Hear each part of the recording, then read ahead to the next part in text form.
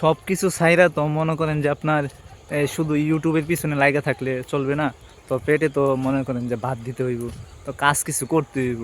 যখন আমি উপরে উঠবো আপনারা আমাকে সাপোর্ট করবেন, আমি একদিন দেশ বিদেশ ঘুরবো, আপনাদের সামনে এটা তুলে ধরবো, ওইটা তুলে ধরবো, সবগুলাই তুলে ধরার চেষ্টা করব।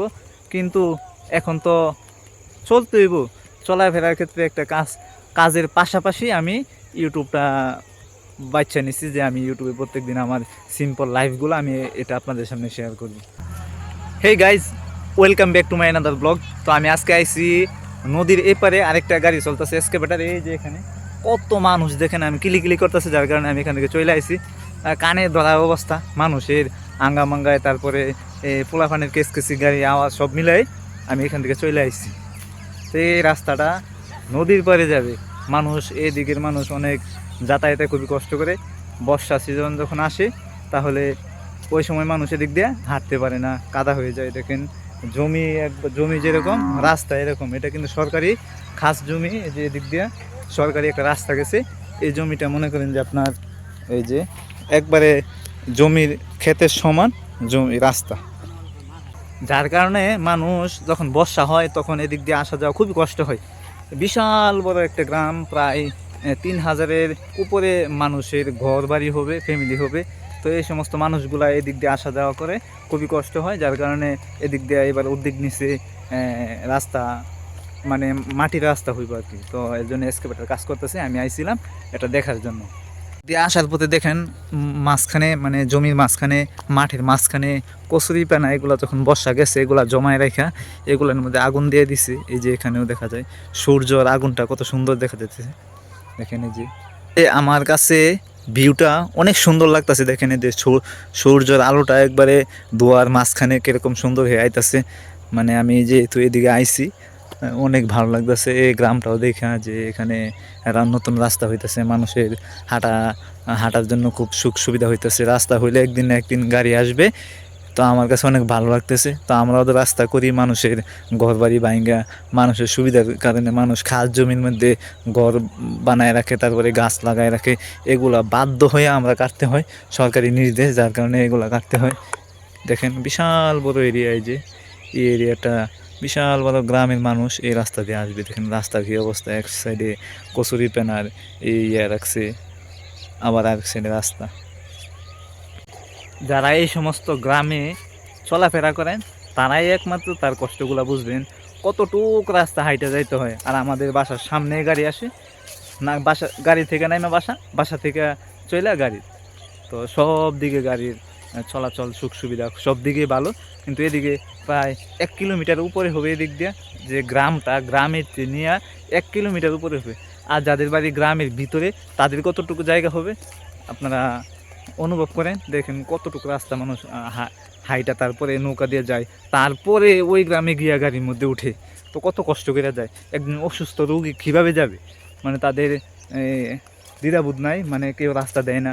এই সরকারি খাত জমি এগুলা দখল করে রাখছে, কেউ দেয় না, কারোর সাথে দ্বন্দ্ব হইতাছে, কেউ দেয় না। এই যে দেখেন কত বড় 18 হাত মোটা এই রাস্তাটা, তাও মানুষ দুই সাইডে জমি দখল করে রাখছে, যে ওদের জমি।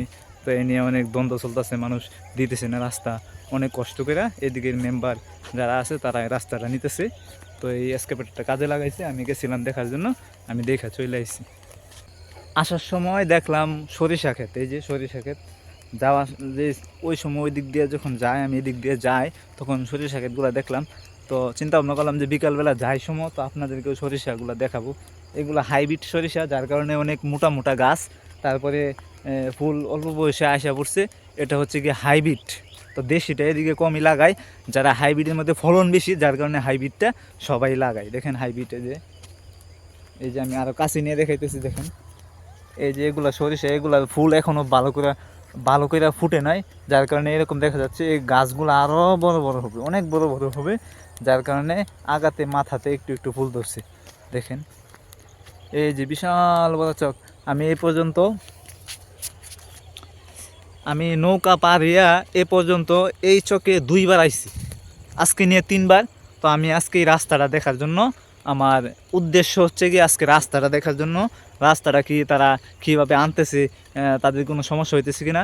আমি ওই দিকের মেম্বার ওনার সাথে আমি কথা বললাম যে আপনি রাস্তাটা এদিক দিয়ে নিতেছেন, কোনো মানুষ কোনো বলে কি না। তো উনি বললো যে আমার সাথে অনেক দ্বন্দ্ব করতেছে, আমাকে অনেকে দেখতে পারতেছে না, মানে অনেক কিছু আমাকে বললো আর কি উনি। তো আমি বললাম যে আমার বাড়িও অন্য একটা ইউনিয়নে, আমি একজনের মেম্বারের পোলা। তো আমাকে খুব সম্মান দিল, সম্মান দিয়ে কথা বললো। তো আমিও ওনাকে খুব সম্মান দিয়ে কথা বললাম। ওনার সব ডিটেলস আমার সাথে বললো যে রাস্তাটা নিয়ে কী কী সমস্যা হইতেছে, মানুষের জায়গা দখল করে রাখছে, মানুষের জায়গাগুলা দিতেছে না, নিতে গেলে মানুষের মন খারাপ হচ্ছে, এই সমস্ত বিষয় আসে আর অনেক কিছু বলছে যা আমি আপনাদের সামনে শেয়ার করার মতন বিশাল বড় কাহিনী আমার সামনে তুলে ধরছে। তো আমি মোটামুটি শুই না। তো এখন চলে আসি, যেহেতু বিকাল হয়ে গেছে, সন্ধ্যার আগ মুহূর্ত, এখনও সন্ধ্যা হয় নাই, মানে সূর্যটা এখনও ডুবে নাই। তো আমি চলে আসি। তো একটু পরে আমি আমাদের গাড়ির কাছে চলে যাব, তারপরে মাগরিবের নামাজের পরে আমাদের গাড়িটা অফ করে বাসায় চলে যাব। শীতের দিন তো আঙ্কেল বেশি সময় গাড়ি চালাবে না। তো আমি যাইতেছি এদিক দিয়ে, সামনে আবার কাশফুল, কাশফুলের জন্য আমি একদিন এদিকে আইছি। আমি আপনাদেরকে এখন সুন্দর একটি দৃশ্য দেখাবো। দৃশ্যটা হচ্ছে গিয়া সূর্যটা কত লাল দেখা যায় ডুবার আগে, তা আমি আপনাদেরকে এখন দেখাবো। আমার ক্যামেরায় যতটুকু সম্ভব আমি আপনাদেরকে এখন দেখাবো। দেখেন এই যে সূর্যটা, সূর্যি মামা কত সুন্দর দেখা যাচ্ছে, চোখের ভিউ অনেক সুন্দর দেখা যায়। মোবাইলের ক্যামেরায় তত সুন্দর দেখা যায় না স্মার্টফোনে। তো আমি তো ক্যামেরা নিব চিন্তা ভাবনা করছি, আমাকে একটু সাপোর্ট যদি আপনারা করেন আমিও একটা বড় ভালো লেন্সের একটা ক্যামেরা নেব। এই যে দেখেন কত সুন্দর সূর্য, এই যে সাথে সরিষা ফুল, পাখিগুলা উড়াল পারতেছে, পোকামাকড় খাইতেছে, আমার কাছে অনেক সুন্দর লাগতেছে, ভালো একটা ভিউ লাগতেছে দেখেন এই যে। তো গাইজ আমাকে একটু আপনারা সাপোর্ট করেন, আমি সামনে আগায় যাইতে চাই। তো আমি রেগুলারলি মেনটেন করতে চাই। তো আমি প্রত্যেক দিন আমার যে সিম্পল লাইফগুলা আমি আপনাদের সামনে কথা দিচ্ছি যে আমি এগুলো আপনাদের সামনে শেয়ার করব। তো আমি করতেছি অলরেডি, তো আমাকে একটু সাপোর্ট করেন। সব কিছু ছাইরা তো মনে করেন যে আপনার শুধু ইউটিউবের পিছনে লাগা থাকলে চলবে না।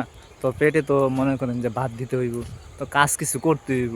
যখন আমি উপরে উঠবো আপনারা আমাকে সাপোর্ট করবেন, আমি একদিন দেশ বিদেশ ঘুরবো, আপনাদের সামনে এটা তুলে ধরবো, ওইটা তুলে ধরবো, সবগুলাই তুলে ধরার চেষ্টা করব। কিন্তু এখন তো চলতে হইব, চলাফেরার ক্ষেত্রে একটা কাজের পাশাপাশি আমি ইউটিউবটা বাচ্চা নিচ্ছি যে আমি ইউটিউবে প্রত্যেক দিন আমার সিম্পল লাইফগুলো আমি এটা আপনাদের সামনে শেয়ার করব।